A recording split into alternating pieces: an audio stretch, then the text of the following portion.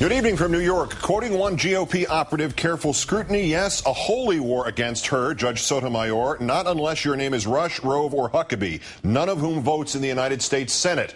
Our fifth story on the countdown, the GOP smear campaign against the Supreme Court judge nominee morphing into an intra-party war, Republican versus Republican. Two-thirds of party insiders, including Senator Cornyn, RNC Chair Steele, and columnists Charles Krauthammer and Peggy Noonan, all saying enough is enough. The rest responding, it's our party and we'll hate if we want to.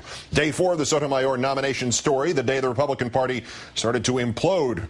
Again, 64% of those Republican political insiders surveyed by the National Journal saying don't fight the Sotomayor nomination. It is not politically smart. Senator Cornyn of Texas, a member of the Judiciary Committee, telling National Public Radio that it is time for Republicans who are not elected officials, like, say, Limbaugh and Gingrich, to butt out.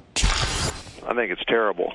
This is not the kind of tone that any of us want to set when it comes to performing our constitutional responsibilities of advice and consent. Neither one of these men are elected Republican officials. I just don't think it's appropriate. I certainly don't endorse it. I think it's wrong. Republican Party Chair Michael Steele guest hosting Bill Bennett's radio show this morning and repeatedly saying that Republicans should be hailing the historic nature of President Obama's pick for the Supreme Court, adding that the GOP needs to stop slamming and ramming on Judge Sotomayor. Washington Post columnist Krauthammer warning his fellow right-wingers to stop their conservative attacks. Quote, what should a principled conservative do? Use the upcoming hearings not to deny her the seat, but to eliminate her views. The argument should be elevated, respectful, and entirely about judicial philosophy.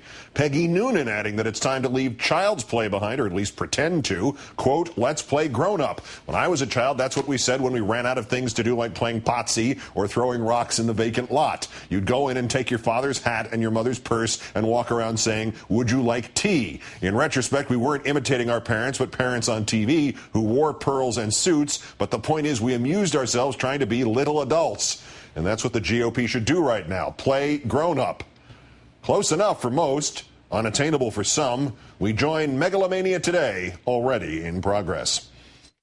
I don't need lectures from any columnist or any commentator on TV about decorum. The real question here that needs to be asked, and nobody on our side, from a columnist to a TV commentator to anybody in our party, has the guts to ask, how can a president nominate such a candidate? And how can a party get behind such a candidate? That's what would be asked if somebody were foolish enough to nominate David Duke or pick somebody even less offensive. Mr. Bouncy Bouncy believing Judge Sotomayor is comparable to a former chief of the Ku Klux Klan for her comments about race and gender, presumably also branding Justice Sandra Day O'Connor as the equivalent of a KKK leader. She said something similar to what Sotomayor did. She said it in 1981. In an interview then with the Ladies' Home Journal soon after she was appointed, Justice O'Connor having said, quote, I bring to the court the perspective of a woman, primarily in a sense that I am female, just as I am white, a college graduate, etc. Yes, I will bring the understanding of a woman to the court, but I doubt that alone will affect my decisions. Oddly, the only real hits on Judge Sotomayor today on this issue coming from the White House itself, which seemed to be behind the curve. Press Secretary Robert Gibbs, possibly not having read the entirety of Sotomayor's remarks from 2001, saying this afternoon that the judge used a poor choice of words when she suggested a Latina might reach a better conclusion than a white male in a given case. He would not elaborate. In an interview with Brian Williams, his boss, the president, did elaborate, making it clear that he has read the entire speech.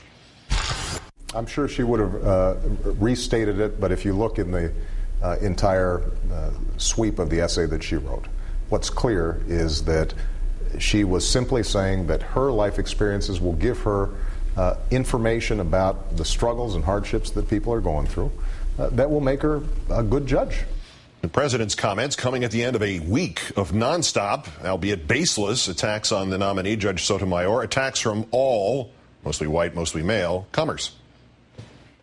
They're just like, hey, Hispanic chick lady, you're empathetic? She says, yep. They say you're in.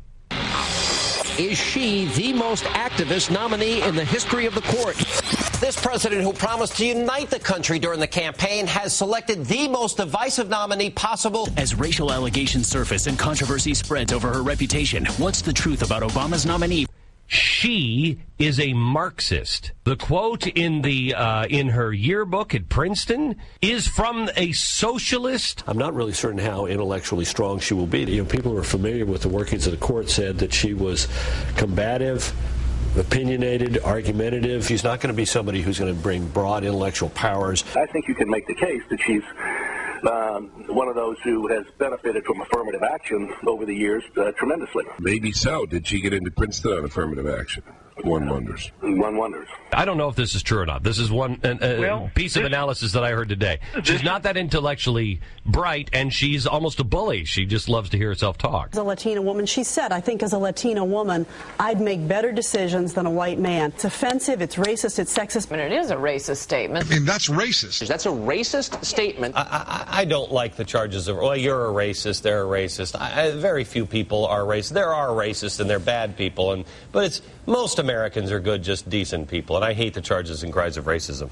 I think the woman is a racist. She sure sounds like a racist. I think she's a racist. If you belong to an organization called La Raza, in this case, which is, from my point of view anyway, just nothing more than a Latino, it's a counterpart, it's a Latino KKK without the hoods or the nooses. If you belong to something like that, you have to explain that in a way that's going to convince me and a lot of other people that it's got nothing to do with race. Here you have a racist. She's an angry woman. She's a bigot. She's a racist. A woman, as a judge, makes a blatantly racist, bigoted comment. She is rewarded with a promotion to the Supreme Court. How do you get promoted in a Barack Obama administration? By hating white people.